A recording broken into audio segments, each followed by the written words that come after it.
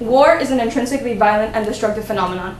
As a result, it is logical to conclude that those who play active roles in military conflicts may be emotionally impacted by the significance of the events they have witnessed. These impacts tend to be negative and can even take on the form of post-traumatic stress disorder, or PTSD. This disorder is defined as being a serious psychological condition that occurs as a result of experiencing a traumatic event. Thus, individuals of all backgrounds and circumstances can develop PTSD, seeing as traumas can be constituted by many different scenarios. However, special consideration should be taken of service members who are at a greater risk of developing PTSD due to the fact that they are regularly put in dangerous situations in which they and those around them can be harmed. This high prevalence of PTSD among service members has become particularly relevant to the United States in recent times with the nation's military involvement in Afghanistan and Iraq. In fact, since 2001, over 2.5 million troops have been deployed to Iraq or Afghanistan, and PTSD rates related to these wars range from 8% to 20%, or 192,000 to 480,000 individuals. Therefore, in the aftermath of these wars, addressing combat-related PTSD should be of utmost importance, considering that this disorder has the potential to reduce the quality of life of thousands of Americans who have risked their physical and mental integrity to maintain the safety of the U.S. This inevitably raises the question, what is the optimal way to treat PTSD in American service members?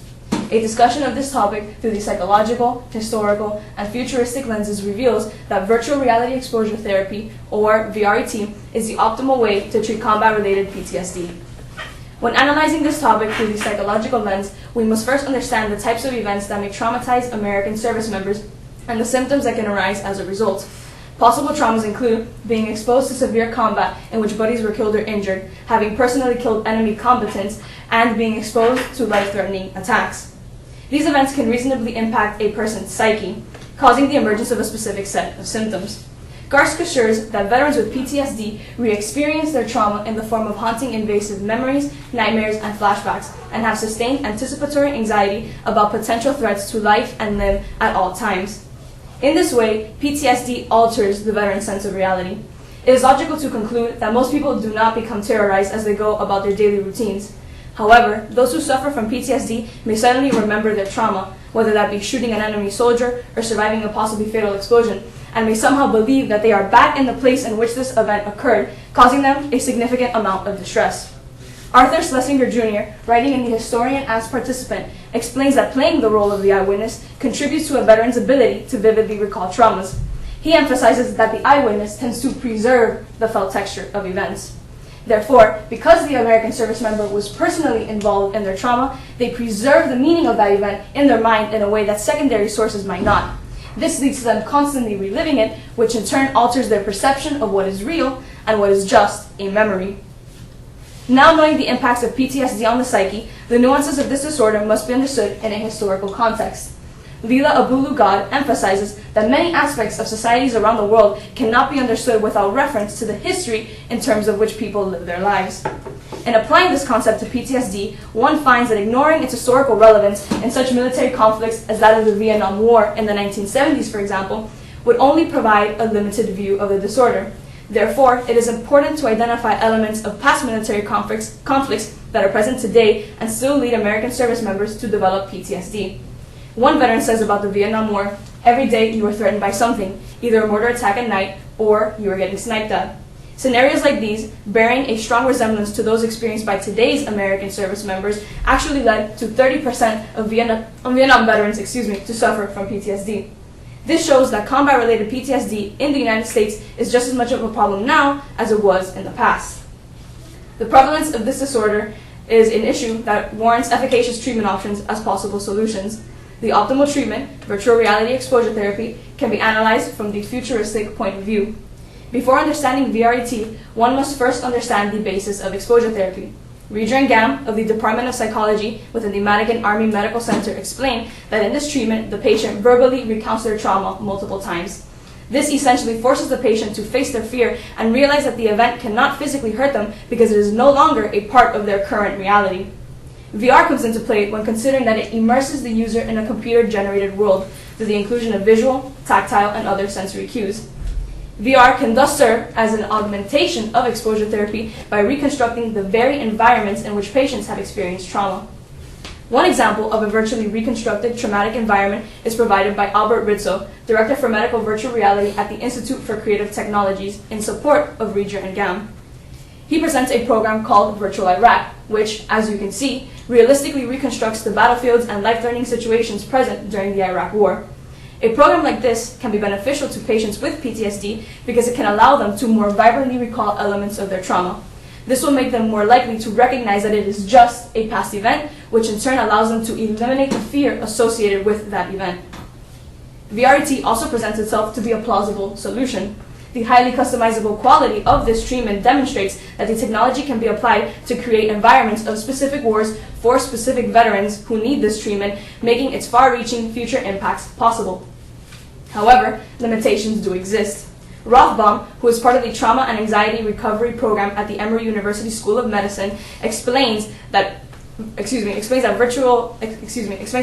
therapy has been proven to have some of the highest rates of efficacy of all PTSD treatments.